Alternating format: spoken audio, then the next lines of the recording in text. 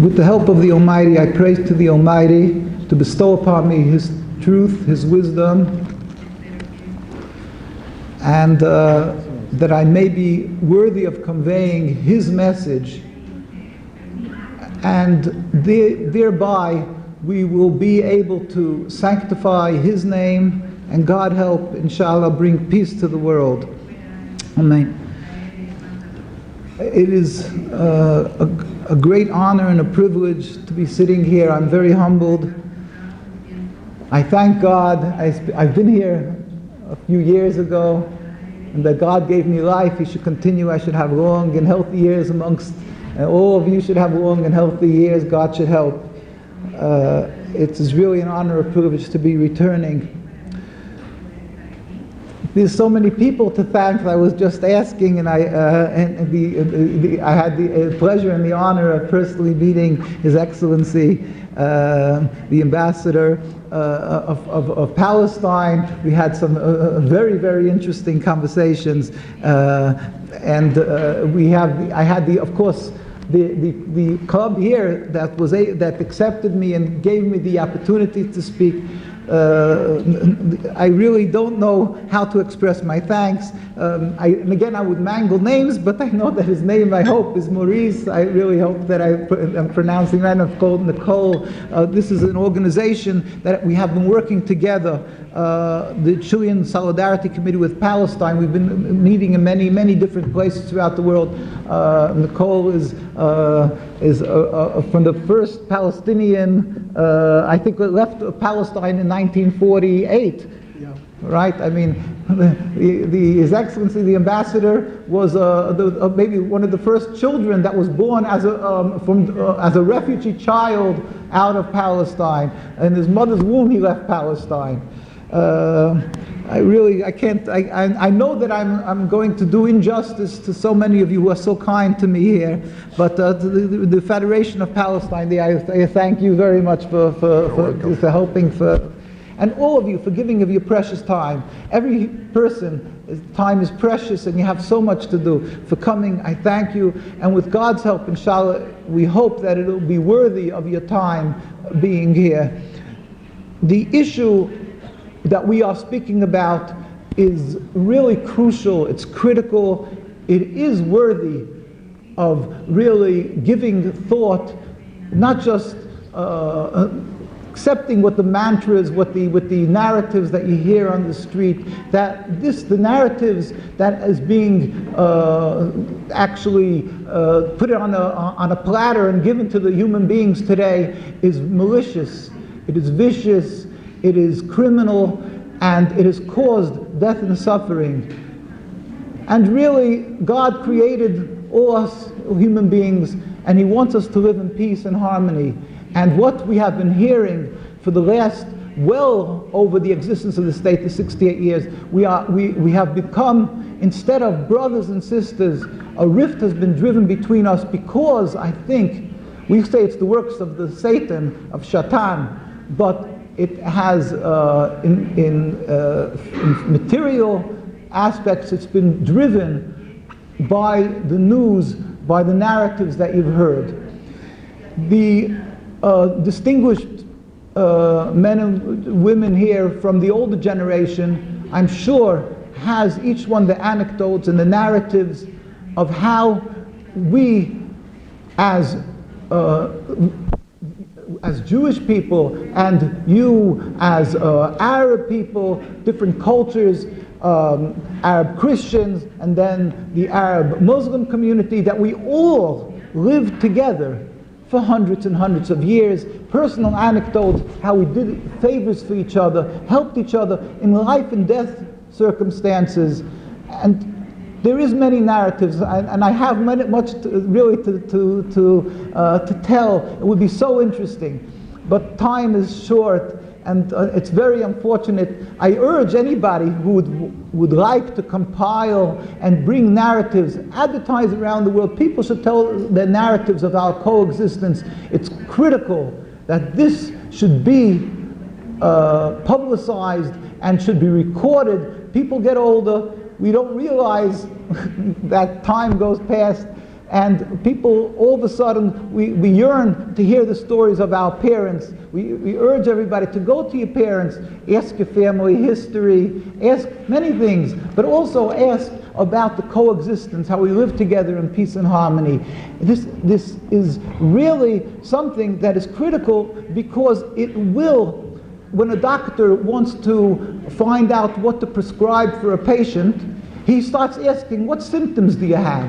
What's bothering you?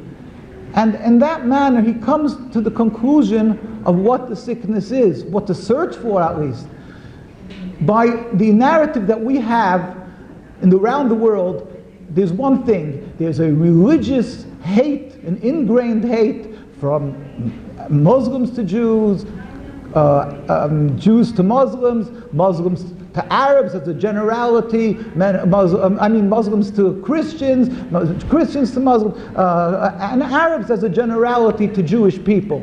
And we are to fear that. Jews went through Hitler went through the Holocaust. Now, today, the Nazis were eradicated, sort of, but there's the Arabs that continue with this.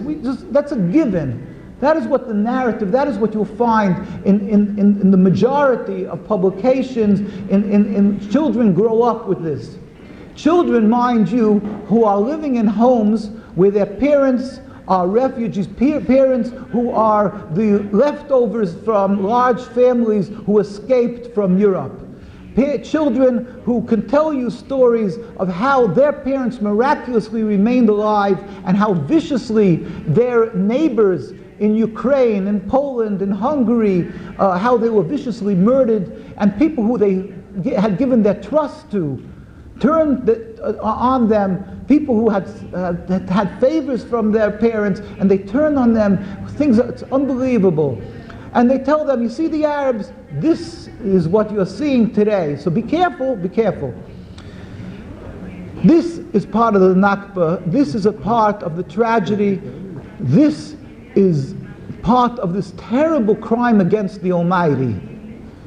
The Almighty created us.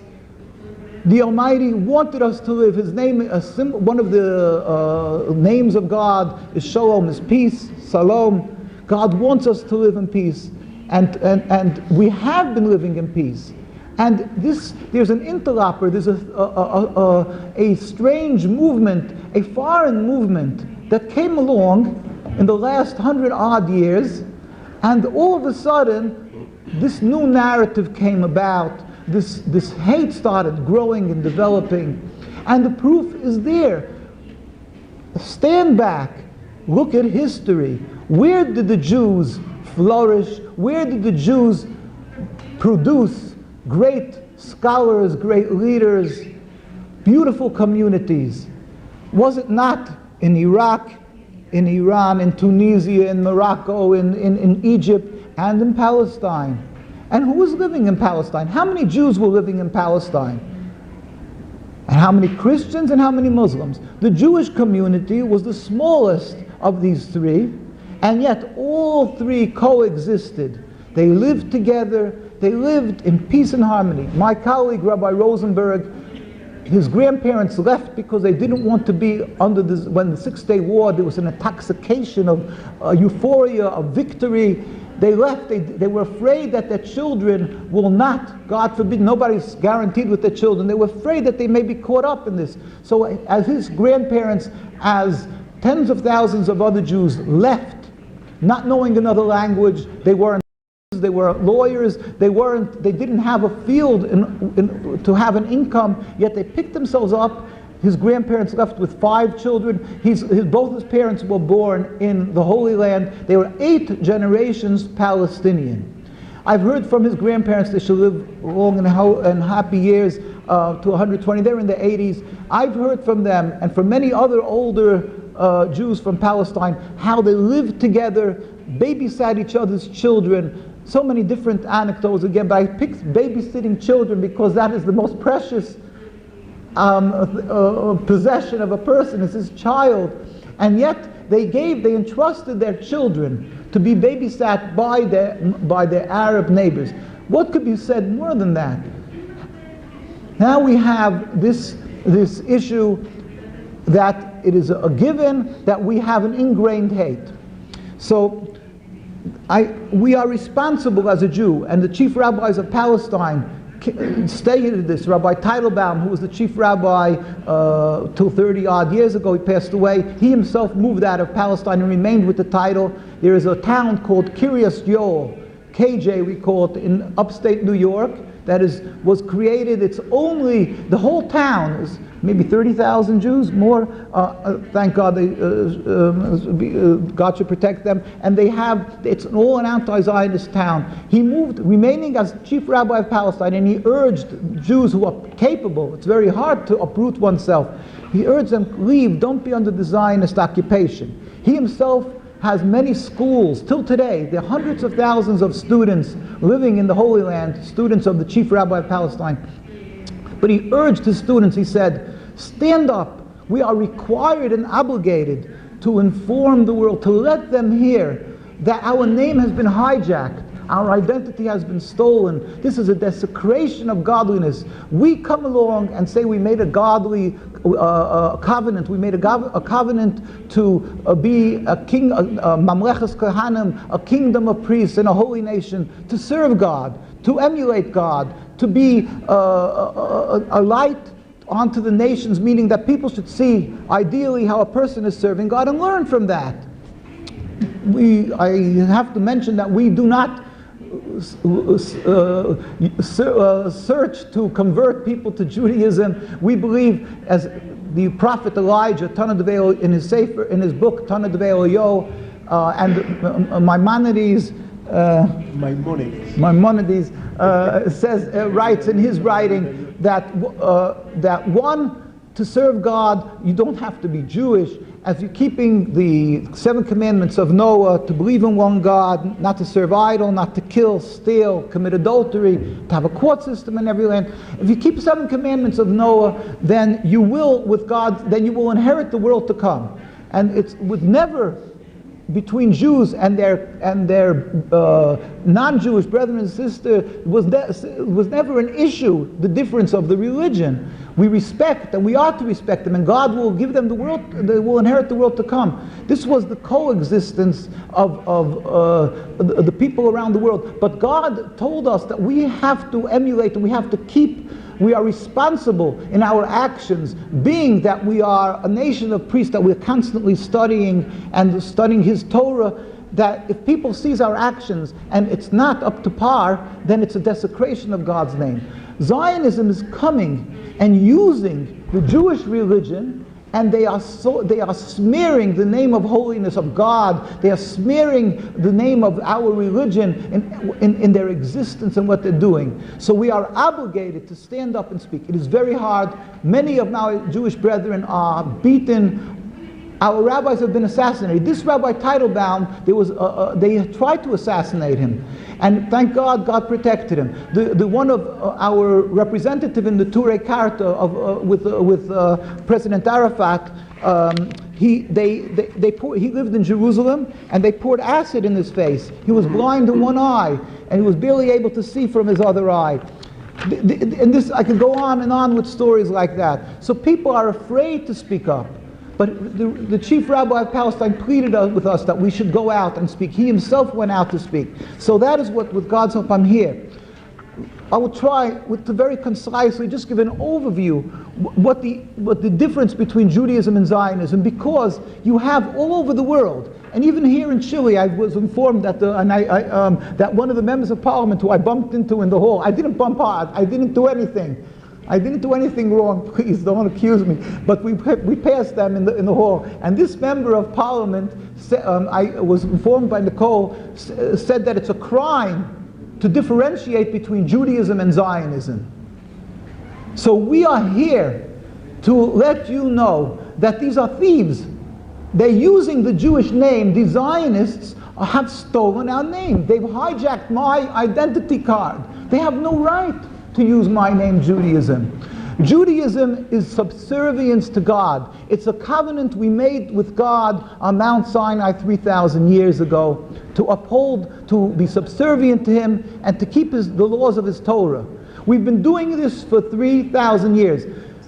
100 odd years ago, in that long span is quite a short a relatively short time. 100 odd years ago, a movement of non-religious Jews, Theodor Herzl, Ben Gurion, Chaim Weizmann, Zev Jabotinsky, they came along and they detested the religion. In their personal lives, they didn't practice it, and they wrote a lot about their anti-religious feelings, openly, blatantly. And maybe with God's help, I'll just say a sentence or two from each one of these individuals.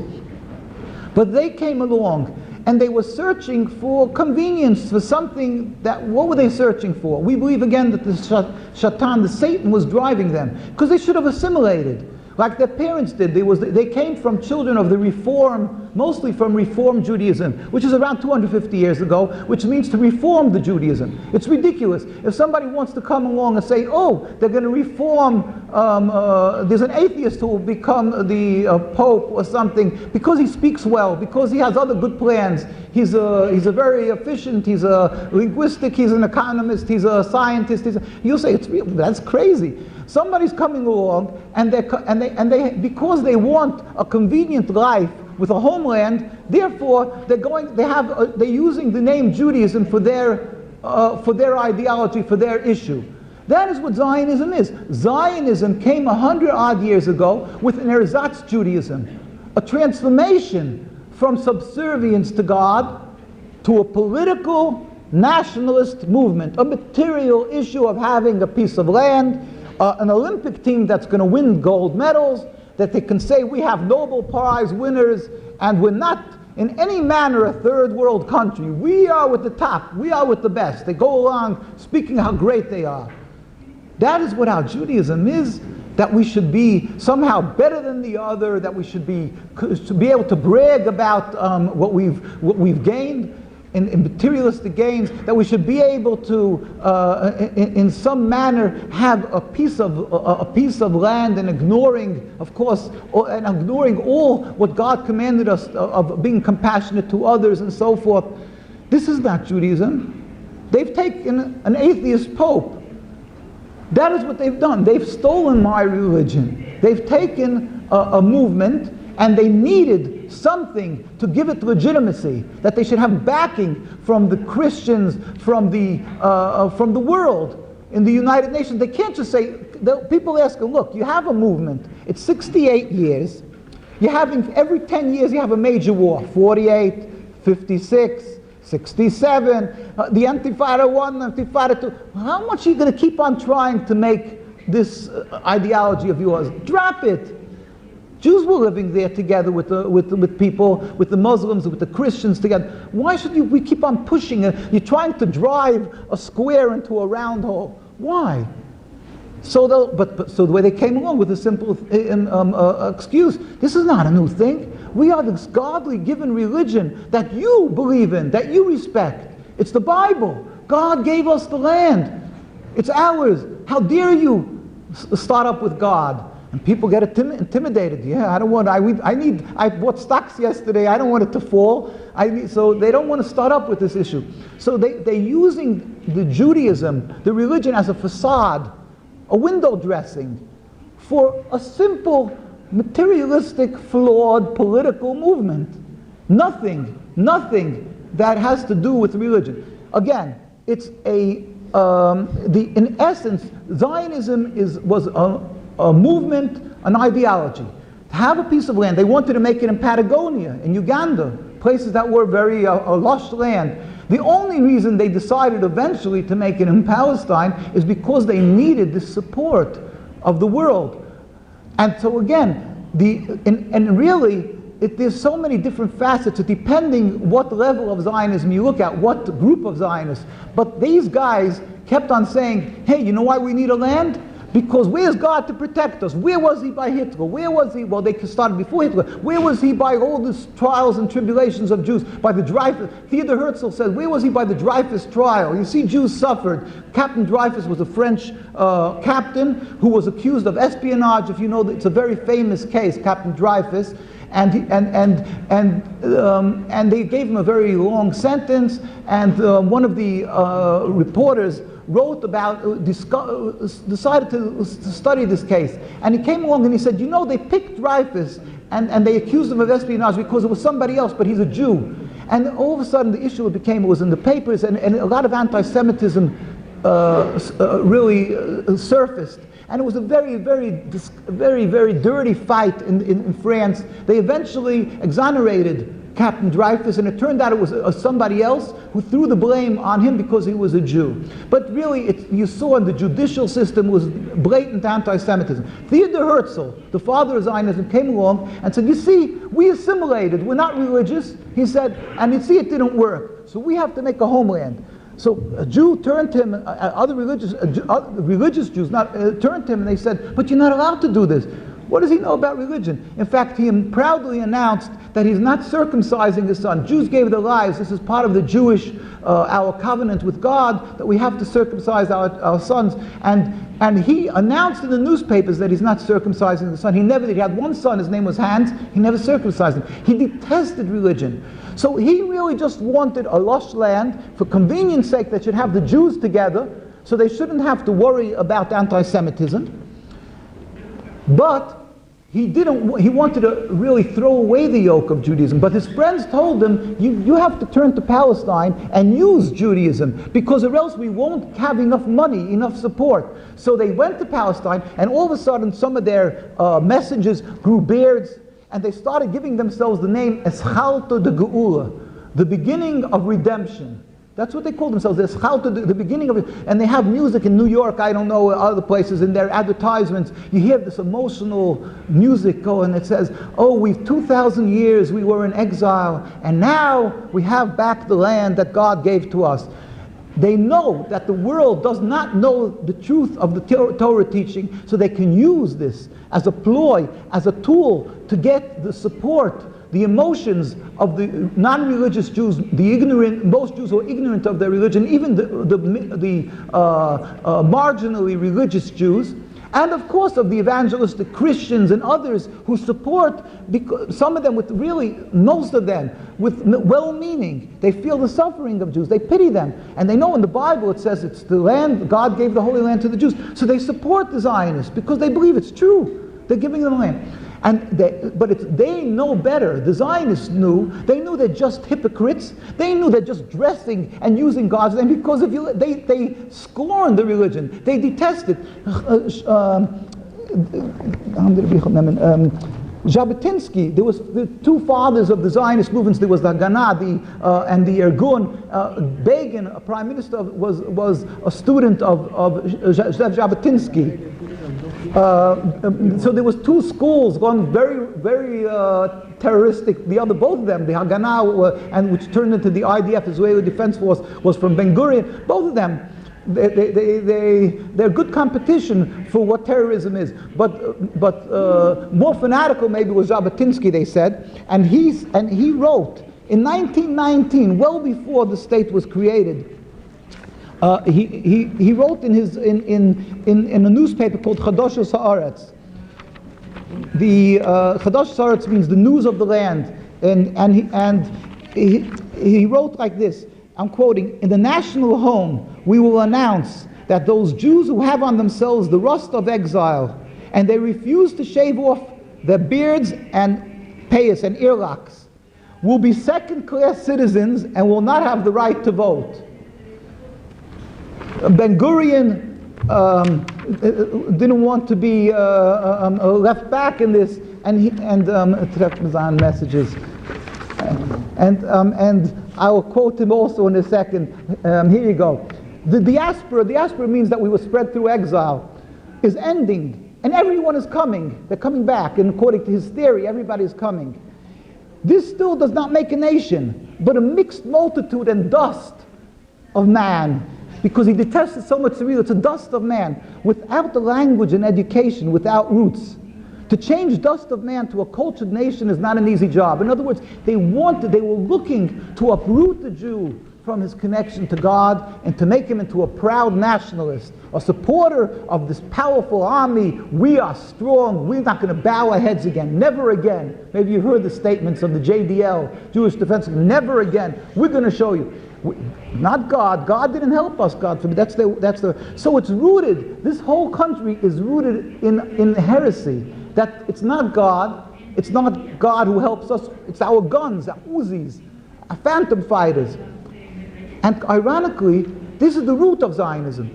And it's an hypocrisy because these guys aren't religious, they don't want religion, yet they wave the Star of David. Who was David? He wrote the Psalms, he was a holy man.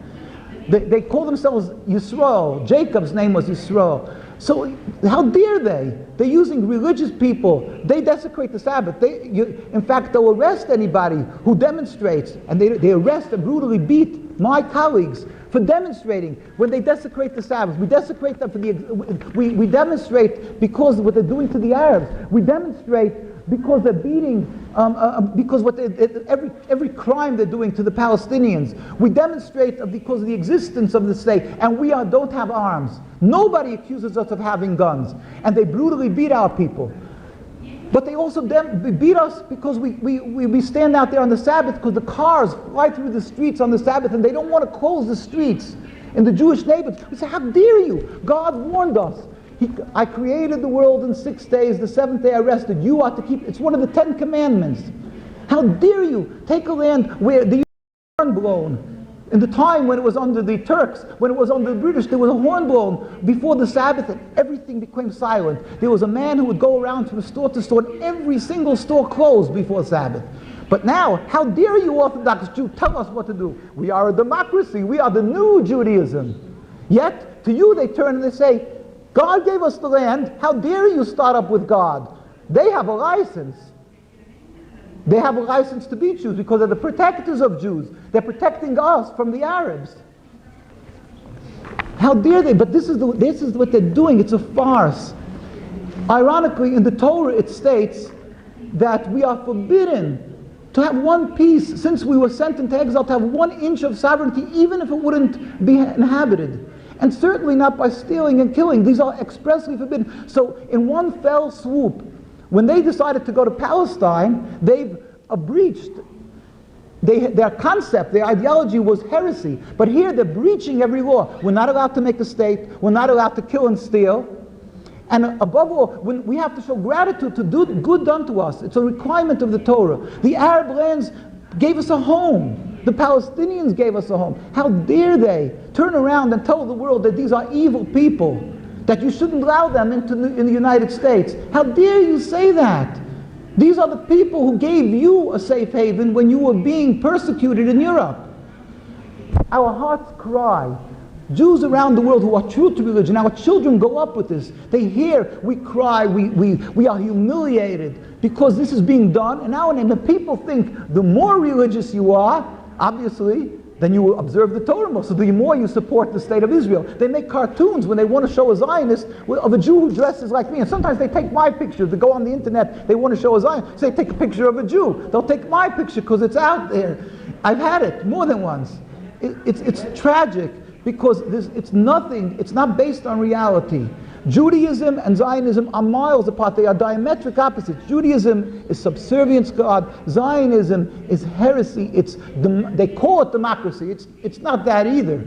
It's supposedly democracy. Democracy for anybody who goes along with their view. But if you happen to be a Palestinian or an Orthodox Jew, then, oh no, then you're the worm that you're allowed to. Everybody shoots mosquitoes out of the air, right? We're in the way. And being that they don't have a moral ruler, something to fear by doing evil, we have a Torah. They don't have that. So they're ready to sacrifice on the altar of Zionism anything that impedes their goal of having a free country.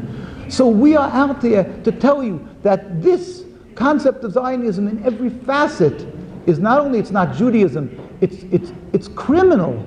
They have no right to exist, and they can't base it because we have a contract, we have a lease.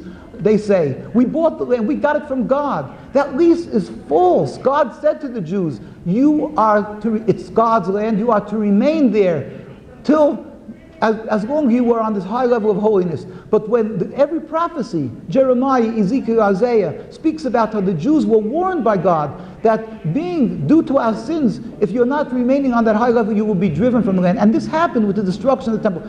Any religious Jew, ask them to show the prayer book. I'm sure it's translated into Spanish. And you look there and you'll see, we say on our holiday prayers, because of our sins we were driven from the land. Not because the Romans were strong, the Greeks were strong. When God wanted us to go into the land, the walls of Jericho sunk. It was a miracle. It wasn't because of our physical prowess, and we were driven from the land, not because of our physical lacking, because we were weak. When God willed it, we went there. When God willed it, we had to leave. And we are dispersed amongst the nations, and we happily, although it may hurt, we accept this God's decree. It's medicine, it's bitter medicine, we accept it. It's a purpose. God wants us, because God is almighty and everything compassionate, He wants us dispersed amongst the nations, actually, ideally, to teach people how to serve God. Not to make them become Jews, but how to serve God. Because, as I say, we are instructed in our law books, it's forbidden. We are to discourage people, because if anybody could become Jewish, but if you become Jewish and you don't uphold all the laws of the Torah, you're a sinner. But if you're non-Jewish, and you keep the 7 commandments of God, you will inherit the world to come. So we are just to be a light unto the nations and befriend and be good with our neighbors. And we have to emulate God. Just as God is compassionate, you have to be compassionate. The rabbis, from day one, stood up around the world. We have a book called The Rabbis Speak Out. It's a 130-year record of religious Jewish opposition to Zionism. It's not on our site. NKUSA, www.nkusa.org. You can download it, I believe. This historic documents, where I'm going to, with God's help, we write the documents of the rabbis, of the Zionists themselves. It's all on our site. Anybody can see it. You can see on our site, you can download it, and you can see the tens of thousands, and sometimes hundreds of thousands of Jews demonstrating and gathering in the Holy Land. This is when the chief rabbi passed away in 2013, and we took up a new chief rabbi. Our demonstrations are all like this. Hundreds of thousands of Jews, sometimes tens of thousands, and sometimes we stand in front of the United Nations, 5, 2, 1, and this is what our rabbis did in Jerusalem. We demonstrate constantly. We have, not only in Jerusalem, where we have, thank God, literally hundreds of thousands of religious Jews who will never accept this Zionism because they're Jews. Because they're Jews, they cannot accept it. But we have around the world, invariably, wherever there's a very religious community.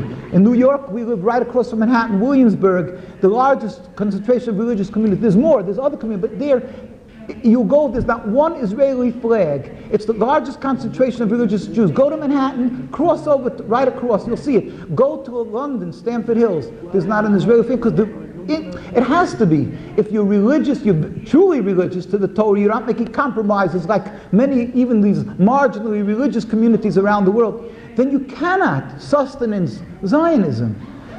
Your stomach is not made of iron. You can't be strong enough, if you're Jewish, to be able to sleep at night and accept an occupation, oppression of people, the desecration and the breach of all the laws of the Torah. In Manhattan, we have many times through the year, people go over from the Jewish communities around, and even some from Manhattan itself, tens of thousands of Jews demonstrating right across from the Israeli embassy in front of the United Nations. We have here in Washington, D.C., Netanyahu went to visit President Obama, tens of thousands of Jews demonstrating. Mind you, the heat, this demonstration that is shown was around 108 degrees Fahrenheit. Celsius, forgive me, I don't know, but people were fainting. What? 42, 43, it says, people were fainting. They kept on having to call ambulances, but we stood there for hours to voice our opposition that Netanyahu is coming supposedly in the name of Jews. No, he's not. They don't represent Judaism. He keeps on insisting that it's a Jewish state, it's religion. We want you to be clear and careful, not when you want to speak your sorrow, your pain. Don't say those Jews are the Jewish state, because what is happening is you're giving fodder. I mean, I will say many times, the Jews, they call it the Jewish state. I can also fall into the same, mistake. But the fact is, Zionism insists, when they made the Camp David Accords, every one of the problems, they insist on calling it, calling it a Jewish state, not a Zionist. They wanted to even make a law. They wanted to pass that it's a Jewish state, not a Zionist state, because they know that is their greatest armor against being attacked. Because whenever you say the Jewish state, it's tinted. It sounds like you're an anti-Semite. And it's not a Jewish state. The chief rabbis of Palestine, and we have many. It's in the documents of the United Nations. When the United Nations came and they wanted to ratify the state of Israel, the chief rabbi stood up, and they went to meet with the United Nations delegation. And this is what we furthermore wish. And this is what he wrote and spoke to them. It's in their own documents, in the United Nations documents. We furthermore wish to express our definite opposition to a Jewish state in any part of Palestine. This was the most religious, one of the greatest, our greatest holy men. And this is what he said: we furthermore wish to express our definite opposition to a Jewish state in any part of Palestine. Why? Doesn't he want a Jewish state? And this was before all the problems that came out. They weren't prophets. They didn't know that what's going to happen in 48 and 56, and they thought maybe the United Nations will give them, and they'll be able to have it hunky-dory, peaceful, everything fine. Before that, they said, no, we don't want this because it's not a Jewish state. They were ignored because Chaim Weizmann, all these Zionists, they were close. They had the ears of the heads of the Western, and they were able to create the state. But we Jews stood up, and many of our rabbis were assassinated, brutally beaten. Again, hundreds of thousands more would be demonstrating. In Chile, I'm sure there's plenty of Jews who would stand up and speak out. But they're targeted.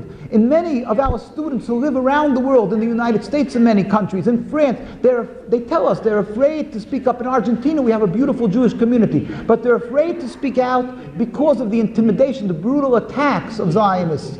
I could go on the media attacks of newspapers. Politicians lose their jobs if they speak up. This is a fact. AIPAC, not that they're so big, but they're efficient, unfortunately. They have media watch.